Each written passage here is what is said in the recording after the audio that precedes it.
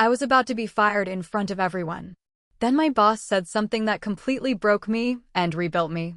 The conference room smelled like polished wood, expensive coffee, and tension I could physically feel in my throat. My hands were sweating so badly I kept wiping them on my pants under the table, hoping no one would notice. They already did. My manager, Daniel, didn't even look at me when he spoke. "Let's not waste time," he said, flipping open a folder. His voice was calm, too calm. "We've reviewed your performance for the last 6 months. 6 months. 6 months of staying late, missing dinners, skipping weekends, telling myself just one more effort and things will turn around." Across the table, HR avoided eye contact. That's when I knew. Something was already decided. Daniel slid a paper forward. "This is a performance improvement termination review recommendation." The room went silent. I swear I could hear the AC humming louder than my heartbeat. Someone behind me whispered, "Oh damn." My mouth went dry. "Wait. Can I speak?" Daniel finally looked at me. Not angry. Not even disappointed. Just tired. "You can," he said.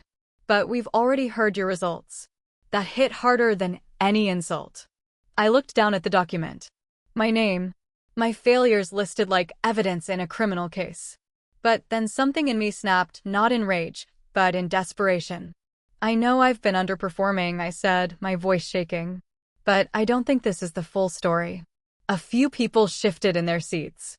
Daniel raised an eyebrow. "Go on." And something unexpected came out of my mouth. "I stopped learning." Silence. Even HR looked up now. I swallowed hard. I got comfortable being busy instead of being effective. I confused effort with progress. I kept doing more, but I stopped doing better. A bitter laugh came from someone at the table. But I kept going. I didn't need more time. I needed better thinking. That's when Daniel leaned back slightly and said something I wasn't prepared for. "That's the first honest thing you've said in 6 months." It stung, but it was true. Then he pushed the paper back toward me. "We weren't just evaluating your output," he said. "We were evaluating whether you were still coachable." My stomach dropped. Coachability. Not skill. Not experience. Willingness to change. He tapped the folder once. "You passed that part." "Barely." Confusion spread through me. "So, I'm not fired." Daniel shook his head. "No. But the version of you who walked in here today would have been." That's when the twist landed. HR slid a second document across the table. A development contract. Not a termination. A reset. But with conditions. Daniel's voice softened slightly. "You don't need motivation. You need structure. And you don't need confidence. You need correction." Then he said the line that still lives in my head. "Your potential isn't in question. Your habits are." The next 30 days were brutal. No overtime padding my ego. No vague tasks. No hiding behind being busy. Every morning, I had to submit one decision I made and defend why it mattered. And 3 times a week, Daniel would call me out in front of the team. "That's not thinking. That's guessing. Try again." Better. But still emotional, not strategic. I hated it. I almost quit twice. But something strange started happening. I began noticing patterns I had ignored for years. I stopped reacting and started analyzing. I stopped rushing and started choosing. Then came the real shock.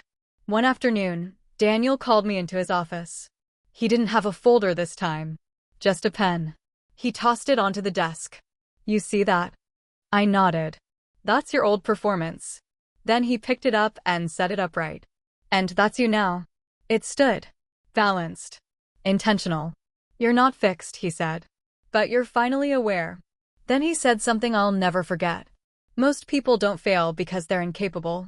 They fail because they never realize they're drifting." 6 months later, I led my first project. Not perfectly. Not effortlessly. But deliberately. At the end of the presentation, someone asked, "What changed?" I paused. Then I said the truth. I almost got fired in that conference room, and I realized I wasn't losing my job. I looked around the room. I was losing myself. And for the first time in a long time. That didn't scare me anymore.